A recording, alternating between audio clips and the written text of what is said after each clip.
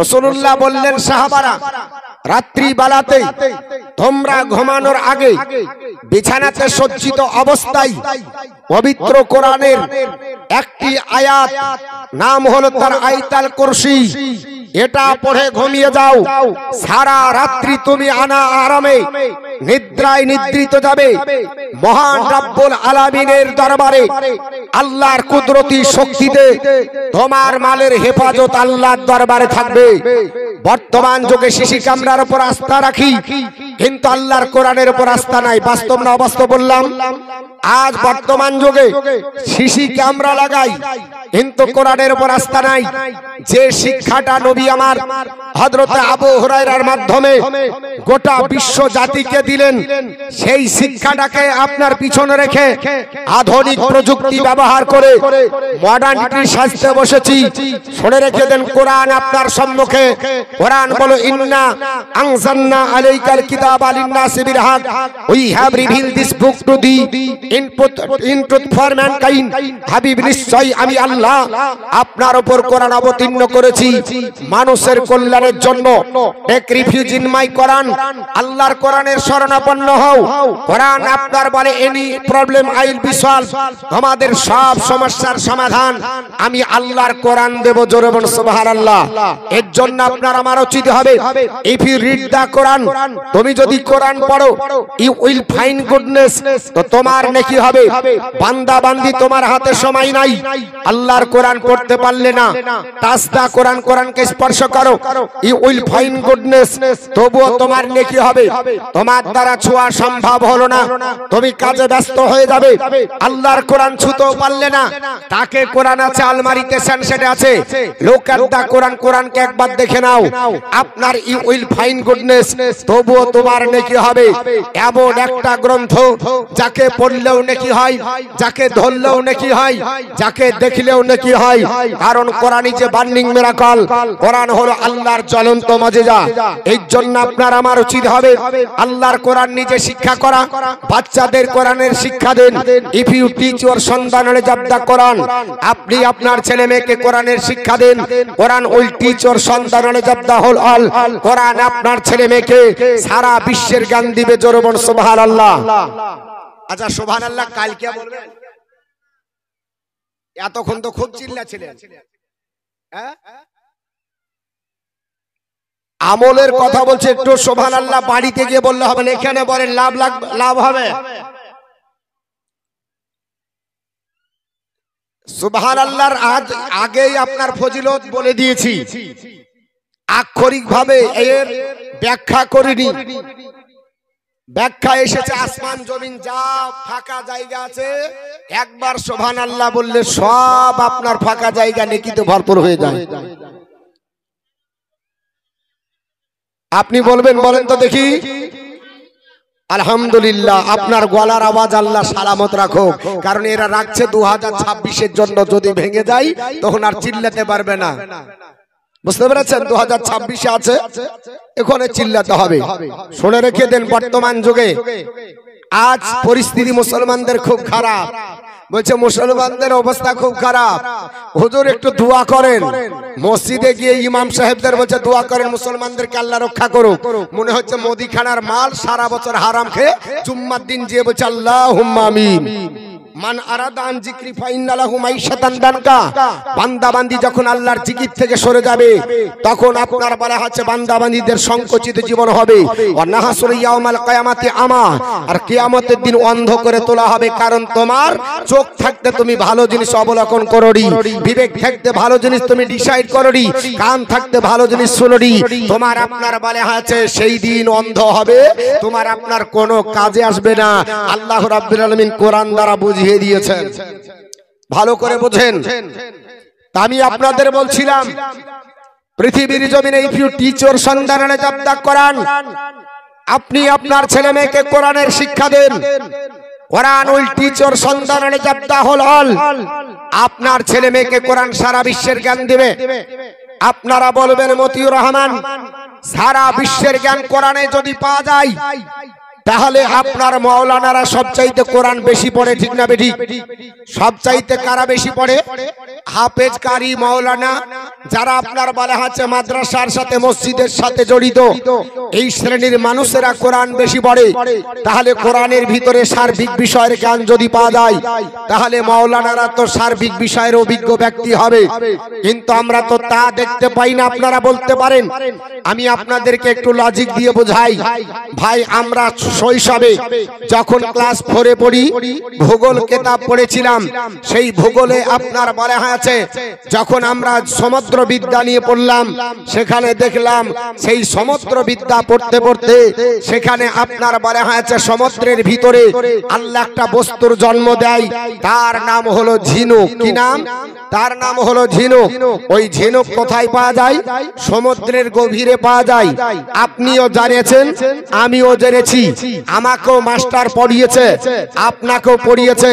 আপনাদের ভিতরে কোনো ব্যক্তি আছে ভূগোলের পাতা পড়ার পরে বাস্তব জীবনে রূপায়ণ করে সমুদ্রের তল থেকে একটা ঝিনুক তুলে দিবে? কারণ ঝিনুকের মুখে জন্ম দেয় আল্লাহ মুক্তার দানা। ওই মুক্তার দানা উদ্ধার করবেন, আপনি কোটিপতি হবেন, আপনি লাভবান হবেন। এর জন্য একটা মুক্তার দানা তুলতে গেলে সমুদ্রের গভীরে যেতে হবে। আপনি তুলে দিতে পারবেন? আপনি বলবেন, না হুজুর, আমি পারবো না। বলে কেন? আমি সাঁতার জানি, ডুবুরি নয়। আপনি যদি বলেন মাওলানা আপনি, আমিও বলবো আমিও জানি না। যে মাস্টার পড়িয়েছে তিনিও বলবেন আমিও পারবো না।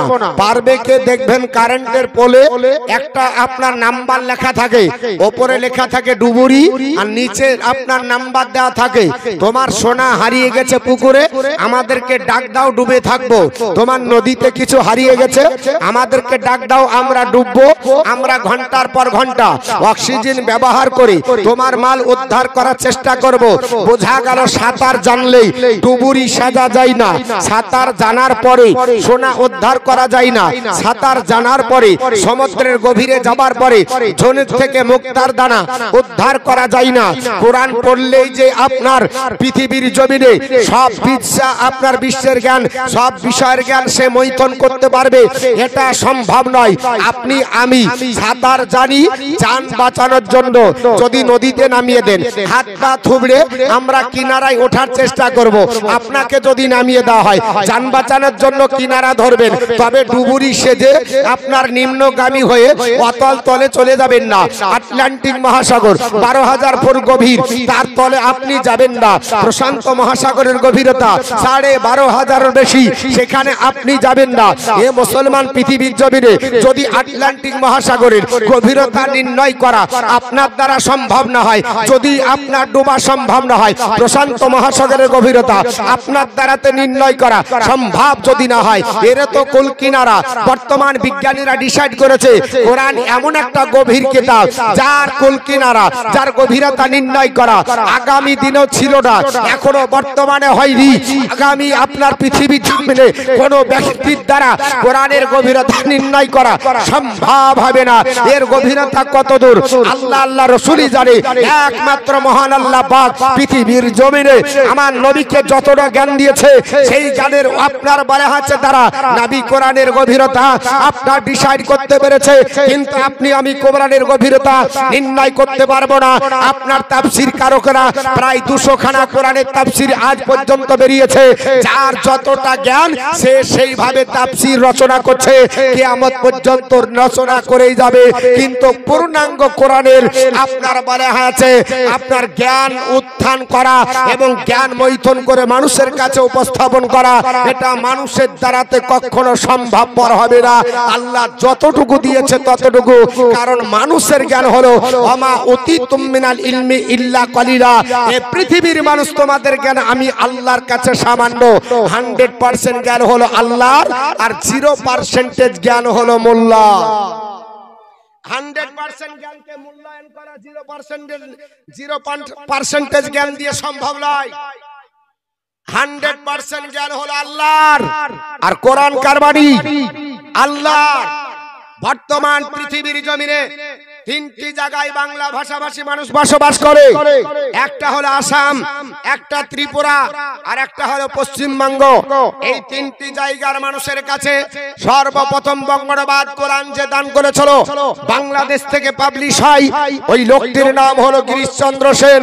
আপনারা সবাই জানেন আমার মতো মাওলানা বক্তা ছিলেন না, একজন হিন্দু ঘরের কীর্তি সন্তান। তাকে জিজ্ঞাসা করা হলো what is the definition of Quran. এ গিরিশচন্দ্র সেন, কোরআনের আপনার সংজ্ঞা কি? উনি বললেন Quran is a religious book in which Allah has given the knowledge of the whole world. এ আপনার জগৎবাসীরা, কোরআন এমন একটা ধর্মগ্রন্থ, সারা বিশ্বের জ্ঞান আমার আল্লাহ কোরআনেই দান করেছে। জোরে বলুন সুবহানাল্লাহ। সারা বিশ্বের জ্ঞান কোরআনে আছে। এটা আপনার বলে হচ্ছে গিরিশচন্দ্র সেন বুঝতে পারলো। আর মুসলমানের ছেলেরা সকালবেলায় উঠে গীতাঞ্জলি খুলে আপনার বলে হচ্ছে সকাল করে। রাত্রিবেলাতে যদি ঘুমাই তো রাত্রিবেলাতে আপনার বুকে নিয়ে আপনার পেপার নিয়ে ঘুমাই। আমার কথায় রাগ করবেন না, যেটা হক কথা বলি। Don't mind about my lecture. আমার বক্তব্যে কেউ মাইন্ডও নেবেন না। আমি যেটা সত্য কথা বাস্তবে হচ্ছে সেটা বলি। বর্তমান যুগে মুসলমানদের এখন সন্ধ্যা হয় রাত্রি 12টায়। সন্ধ্যা হয় কটায়? 12টায়। দেখবেন এখনো রাস্তায় হাওয়া খাচ্ছে। এখন আপনার বুকে জামা নাই, গেঞ্জি নাই, কোন আপনার বলে হচ্ছে একটা সাদা থানও দেয় না, বা গামছা যেটাকে বলি সেটাও দেয় না। হাওয়া খায় আর 12 মুন্ডা পরে মনে হচ্ছে সে আপনার ফুটবলের প্লেয়ার, ঘুরে বেড়ায়। আর একে যখন ঘুম থেকে জাগানো যায় তখন আর 9টা ছাড়া ঘুম ভাঙে না। ভদ্র সমাজ ঘুম ভাঙে কটায়? 9টার সময়। তবে আমরা যেহেতু মৌলবি মাওলানা, চাকরি ঠিকানার ব্যাপার আছে, এর জন্য আমাদের ঘুম ভাঙে 3:30টায়। আর কিছু গরিব শ্রেণীর মানুষ ভাটায় খাটে, এরা 2টোর সময় যায়। তবে ভদ্র সমাজের মানুষ আপনারা, আপনাদের ঘুম ভাঙলে 9টার আগে ভাঙবে না। আর সকাল সন্ধ্যা যদি লাগে তো 12টার আগে আপনাদের আসবে না। আপনারা বর্তমান যুগে এটা আপনারা জেনেছেন, প্র্যাকটিক্যাল দেখবেন। আপনার ঘুম ভাঙলো 9:30 বা 9টায়, ওঠার পরে বৈঠক ঘরে গেলেন, কিন্তু পেপার বালা 6টার সময় একখানা পেপার 6.5 টাকা বা 5 টাকা বালার পেপার দিয়ে চলে গেছে। আপনি উঠলেন বাসি মুখ, এখন কলগেট ব্রাশ করছেন, পায়ের উপর পা দিয়ে এক হাতে কলগেট ব্রাশ আর এক হাতে পেপার দেখছেন। বউ আপনার পিঠের উপর খাড়া, জিজ্ঞাসা করছে হ্যাঁ গো উঠলে তো 9টার সময়, অফিসে যেতে হবে, আদালতে যেতে হবে, পঞ্চায়েতে যেতে হবে, স্কুলে যেতে হবে, পেপার পড়বে কখন, গোসল করবে কখন যাবে? পেপার পড়া হলো না, গুটিয়ে নিলাম, বগলে দাবলাম, বাসের সিটে পড়বো।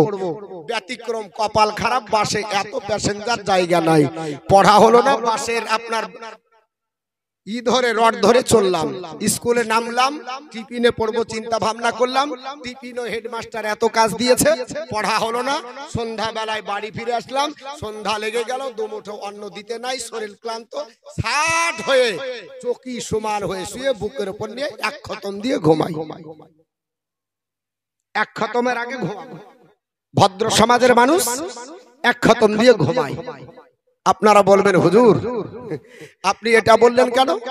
দেখবেন যারা পেপার পড়তে জানে আমাদের মতো হাফ পাগলা মৌলবিলাই, ওরা শুধু পাতা উল্টালেই বুঝে ফেলে পেপারের কোনটা ইম্পর্টেন্ট খবর, মানে হেডলাইনের খতম মারে। এরা গোটা পেপার পড়ে না। আমাকে যদি দেন 16 পৃষ্ঠার 18 পৃষ্ঠার পেপার পড়তে মোটামুটি 8 দিন লাগাবো, কারণ যে যাবার পেশ কিছু ছাড়বো না, তো একবারে A to Z পড়বো। আর আপনারা যখন পড়বেন তখন কি করবেন? শুধু হেডলাইনের খতম মারবেন। হেডলাইন পড়লেই বোঝা যায় কোনটা ইম্পর্টেন্ট আর কোনটা প্রতিদিনের খবর।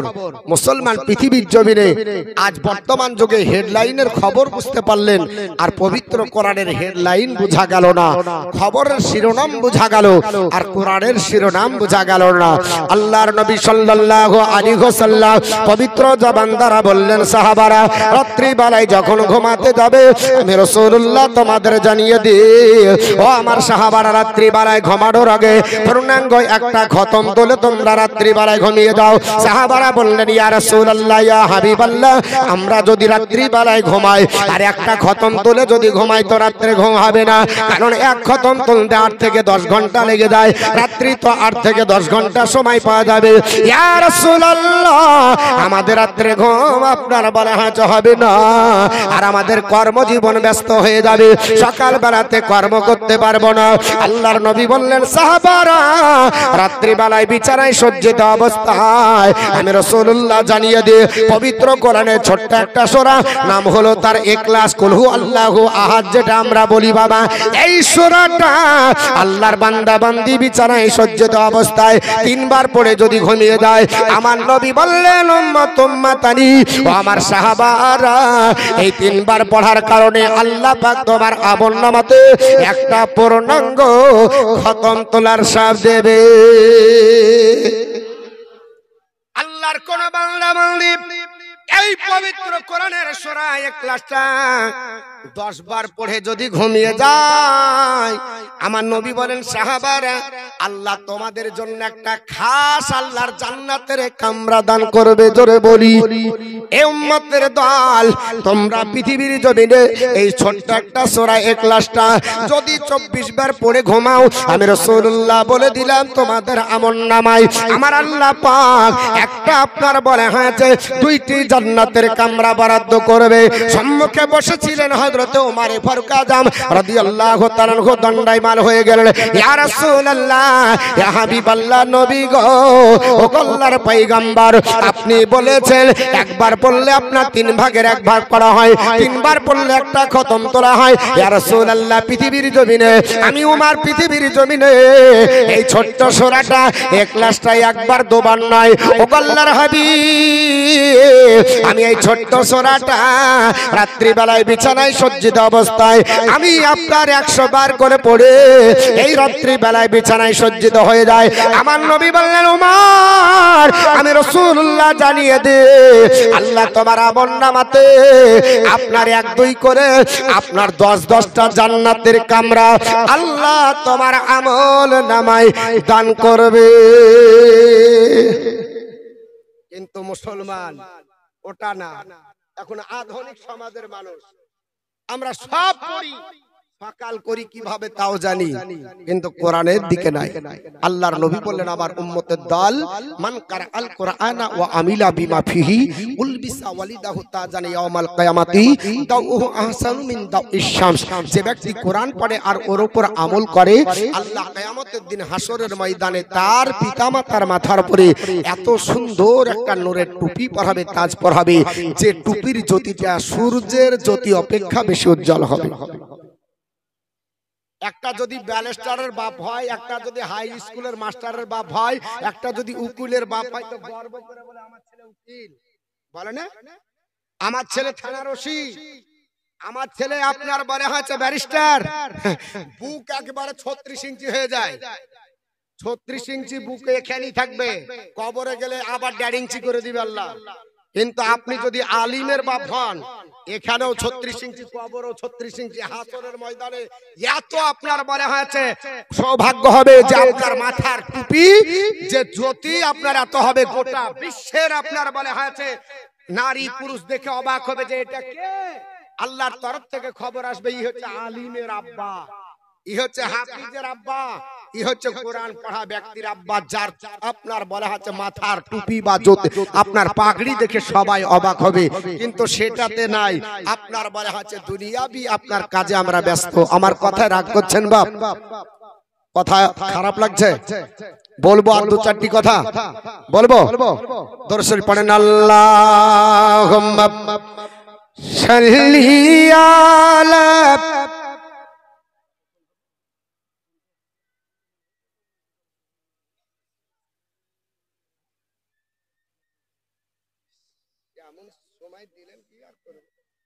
وعلى آل سيدنا مولانا محمد صلى الله عليه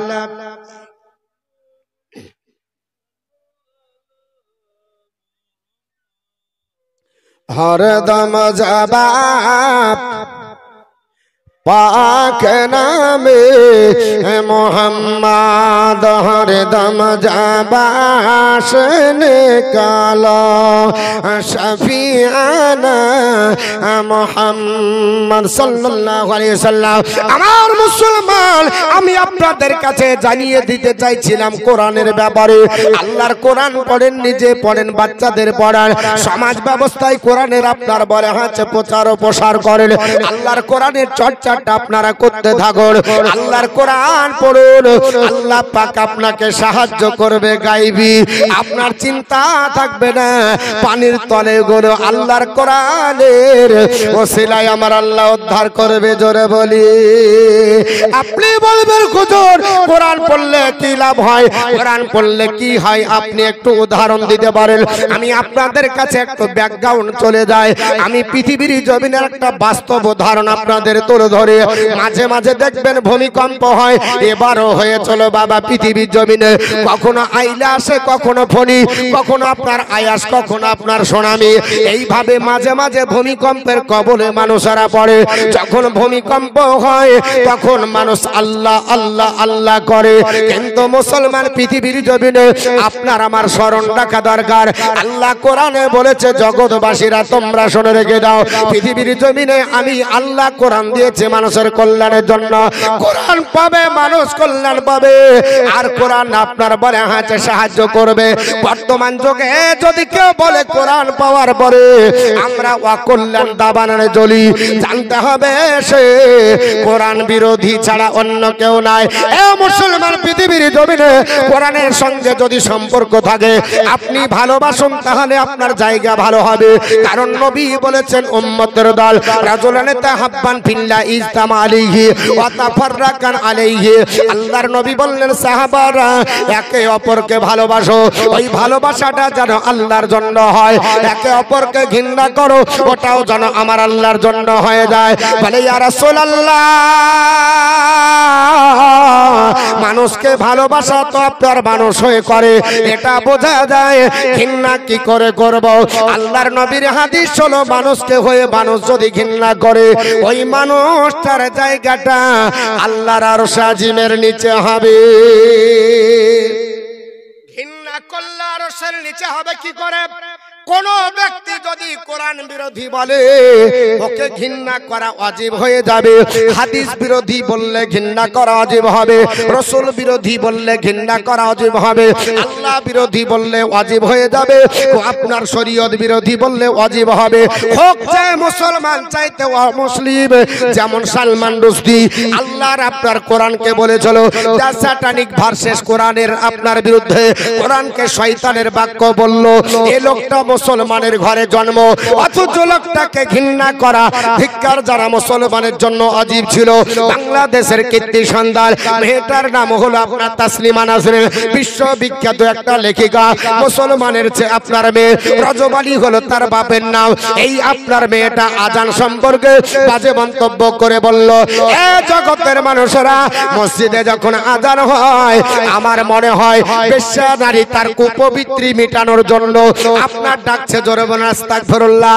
এ মুসলমান, কোন ব্যক্তি যদি আযান বিরোধী কথা বলে, শরীয়ত বিরোধী, মসজিদ মাদ্রাসা বিরোধী, হোক চাহে মুসলমান চাহে তো মুসলিম, ওই আপনার নারী পুরুষটাকে ঘৃণা করা আপনার আমার জন্য ওয়াজিব হয়ে যাবে। 2000 আপনার সালে আপনার পৃথিবীর জমিনে জানুয়ারি মাসে দিল্লির সরজমিন থেকে ওয়াসিম রেজভি বলে একটা আপনার জাহান্নামী কুত্তা, এই লোকটা শিয়া সম্প্রদায়ের ওয়াকাফ বোর্ডের চেয়ারম্যান ছিল। আল্লাহর কোরআনকে বলল না না, কোরআনে 26টি আয়াত রিমুভ করে দিতে হবে। বলে কেন রিমুভ করতে হবে? বলে কোরআন পড়লে মানুষ আতঙ্কবাদী হয়ে যায়, কোরআন পড়লে টেররিস্ট হয়ে যায়, কোরআন পড়লে নাকি সন্ত্রাস হয়ে যায়। এ ওয়াসিম রাজবি, তুমি জানো না? আল্লাহর কোরআনকে জিজ্ঞাসা করুন, ও কোরআন তোমাকে পড়লে কি হয়? কোরআন বলে জগৎবাসী তোমরা শোনো। সূরাটির নাম সূরা ইউনূস, আয়াত নাম্বার 57। ইয়া আইয়ুহান নাস কাদ জাআতকুম মাউইজাতুম মির রাব্বিকুম ওয়া শিফাউল লিমা ফি সুদুর। মহান আল্লাহ পাক বলে জগৎবাসীরা এ মানব জাতি তোমরা শুনে রেখে দাও আর নিশ্চয় তোমাদের কাছে আমি আল্লাহর তরফ থেকে এসে গেছে একটা নাসিহাত নাসিহাতটা অন্য কিছু নয় এই নাসিহাতটা আল্লাহর পবিত্র কোরআন জোরে বল সুবহানাল্লাহ আল্লাহ বোঝাতে চাইলেন এ পৃথিবীর মানব জাতিরা তোমার যদি শরীরে আপনার বলে হয়েছে জামা কাপড় থাকে আর ওটা যদি অপরিষ্কার হয় সানলাইট ব্যবহার করুন সার্ফ এক্সেল ব্যবহার করেন আপনার বলে হয়েছে সুফির সার ব্যবহার করেন জামা কাপড়ের ময়লা কেটে যাবে শরীর যদি অপরিষ্কার হয় কি আমার গলায় পাই ব্যবহার করেন আপনার বলে হয়েছে শরীরের অপরিষ্কার দূর হয়ে যাবে মাথা যদি অপরিষ্কার হয়ে যায় শ্যাম্পু ব্যবহার করলে ফ্রি হয়ে যাবে তবে যদি হৃদয়ে ময়লা লেগে যায় এক প্যাকেট সার্ফ এক্সেল দিলে হবে না এখন কিয়া দিলে হবে না এক প্যাকেট শ্যাম্পু দিলে হবে না আল্লাহর আপনার কোরআন বলে জগৎবাসীরা হৃদয়ের ময়লা যদি দূর করতে হয় ওয়াসিফা উল্লিমা ফিসুদুর হৃদয়ের আরোগ্য হলো কোরআন কোরআন পড়ে হৃদয়ের রোগ ভালো করা যায় বর্তমান যুগে আপনাদেরকে উদাহরণ দিই আজ থেকে চলে যান প্রায় আপনার বলে হচ্ছে 19 বছরের আগের ইতিহাস 2005 সালে দ্বিতীয় রমজান মাস পাকিস্তানের একটা ভূমিকম্প হয়ে গেল ও মুসলমান এই ভূমিকম্প মাঝে মাঝে হয় এই রকম পাকিস্তানের মাটিতে একটা ভূমিকম্প হলো সালটার নাম ছিল 2005 আপনার দিনটা ছিল রমজান মাসের দ্বিতীয় তারিখ সবাই আপনার রমজান মাসে ইফতার করার পরে বিভিন্ন কাজে ব্যস্ত হয়ে যায় আল্লাহর একটা বান্দি নাম হলো তার নাফিসা বেগম তিনি ইফতার করার পরে মাগরিবের নামাজ সমাপ্ত করলেন কারণ নামাজ পড়ে রাত্রি কাটান মুসলমান আল্লাহর কোরআন বলেছে আল্লাযিনা ইয়াবিতুনা লিরাব্বিহিম সুজদান ওয়া কিয়ামা and those who believe who spend the night purely standing before the Lord আল্লাহর প্রেমিক প্রেমিকা তারা যারা রাত্রি কাটিয়ে দেয় নফলে আর সেজদাতে যারা দাঁড়িয়ে দাঁড়িয়ে কিয়াম করে নফল পড়ে আর সেজদায় কাটিয়ে দেয় এরা হলো আল্লাহর প্রেমিক প্রেমিকা অত সহজ নয় কেরাম বোর্ডে কাটাবেন চার দোকানে কাটাবেন কেরা আপনার বলে হ্যাঁ চারটা দিবেন মদের ভিটিতে কাটালে হবে না আল্লাহ পাকের জন্য সেজদায় কাটিয়ে দেন আমার মুসলমান পৃথিবীর জমিনে সবাই যখন আপনার ইফতার করার পরে বিভিন্ন কাজে ব্যস্ত হয়ে যায় আল্লাহর বান্দি নাফিসা বেগম দাঁড়িয়ে গেল নামাজের জন্য দাঁড়িয়ে গেল ও মুসলমান নামাজ এই জন্য পড়তে হয় আল্লাহর নবী পুনার সোনার জবানে বললেন এ আমার উম্মত উম্মাতাদিরা হাসরের ময়দানে এমন ময়দান হবে যে ময়দানে সর্বপ্রথম যেটা বিষয়টা না হবে ওই বিষয়টার নাম হলো নামাজ আপনার নাসাই শরীফের হাদিস ইন্না আউয়ালা মা ইউহাসিবু বিহিল আবদি ইয়াউমাল কিয়ামাতি সালাতুহু নবী বললেন উম্মতের দল হাসরের ময়দানে সর্বপ্রথম নামাজের বিষয়ে জিজ্ঞাসাবাদ করা হবে ও মুসলমান পৃথিবীর জমিনে এর জন্য নামাজ পড়তে হবে নামাজ আপনার পড়া লাগবে নামাজ আপনি পড়বেন টেনশন হলে হবে না এ মুসলমান আপনি নামাজ পড়ুন হযরত আবু যার গাফারি রাদিয়াল্লাহু তাআলা তিনি বর্ণনা করেন জগৎবাসীরা হাদিসটি মিসকাত শরীফ 58 পৃষ্ঠা আল্লাহর নবীর সাহাবী আবু যার গাফারি বলে আমার নবী হুজরা মুবারক থেকে আপনার বের হয়ে আসার পরে একটা গাছের ডাল ধরে লড়িয়ে দিলেন আল্লাহর নবীর সাহাবী আবু যার গাফারি বলেন ও আল্লাহর পয়গম্বর এই গাছের পাতা লড়িয়ে কি বোঝাতে চাইলেন আমার নবী বললেন সাহাবী আবু যার গাফারি আমি বোঝাতে চাইছি আপনার বলে আছে কামা তাহফাদ হাজার ওয়ারাক আন হাজি হিসা দ্বারা যেইভাবে গাছের ডাল লড়িয়ে আমি গাছ থেকে পাতা ধরিয়ে দিলাম আল্লাহর কোন বান্দা বান্দি যদি নামাজে দাঁড়িয়ে দেয় আমার আল্লাহ পাক ওইভাবে তার গুনাহগুলো আপনার ধরিয়ে দেয় জোরে বলেন সুবহানাল্লাহ আরেকটু জোরে বলেন না সুবহানাল্লাহ হযরত আবু হুরায়রা বর্ণনা করেন ওই হাদিসটা আপনার মিশকাত শরীফ 57 পৃষ্ঠার মধ্যে নকল করা হয়েছে হাদিসের রাবী আবু হুরায়রা আল্লাহর নবী বলেন সাহাবী আবু হুরায়রা বাড়ির পাশে যদি পুকুর থাকে 5 বার যদি গোসল করো ওই শরীরে কি ময়লা থাকবে আবু হুরায়রা বললেন লা ইয়া রাসূলুল্লাহ ওগো নবীজি ময়লা থাকতে পারে না শরীরটা ক্লিন হবে পরিষ্কার হবে। আমার নবী বললেন সাহাবী আবু হুরায়রা আমি রাসূলুল্লাহ বলতেছি ফাযালিকা মিসলু সালাওয়াতিল খামস, 5 ওয়াক্ত নামাজের উদাহরণ হলো ওই রকমই। 5 বার গোসল করলে যেমন ময়লা থাকে না, 5 ওয়াক্ত নামাজ যদি পড়ে আল্লাহর বান্দা বান্দির শরীরে যেমন ময়লা থাকে না, হৃদয়ের ভিতরে কোনো ময়লা থাকবে না। জোরে বল সুবহানাল্লাহ। আর টেনশন যদি হয়ে যায় 3 দিন ধরে মসজিদে নাই, টেনশন যদি বেড়ে যায় আর মসজিদে যাব না, ইমাম সাহেব জিজ্ঞাসা করে ভাই অনেক তো দেখছিলাম তোমাকে কয়েকদিন ধরে দেখিনি, বলে টেনশনে কাজ করছে না, এর জন্য ব্যস্ত ছিলাম। কোথায়? বলে মিম্বারের কাছে ছিলাম, প্রধানের কাছে ছিলাম, এমপির কাছে গেছিলাম, উকিল ধরেছিলাম, হাকিম ধরেছিলাম। না না, যদি টেনশন পড়ে যান নামাজের কাছে চলে যান। আমার নবী বলেন সাহাবারা তোমরা টেনশনে পড়ে যাবে, আমি রাসূলুল্লাহর সুন্নতি তরিকায় ধরে নাও। আমি নবী আপনার জীবনে কোনোদিন টেনশনে, আমি চিন্তায় চিন্তিত হয়ে লক্ষ্যপুরে কোনোদিন বসে থাকিনি। হাদিস ওঠান আমার নবী বলে কানা রাসূলুল্লাহি সাল্লাল্লাহু তাআলা আলাইহি ওয়াসাল্লাম ইজা হাজানাহু আমরুন সাল্লাহ, আল্লাহর নবী যখন কোনো বিপদের সম্মুখীন হতেন নামাজে দাঁড়িয়ে যেতেন, কারণ নামাজ পড়লে আল্লাহ বিপদ থেকে উদ্ধার করে।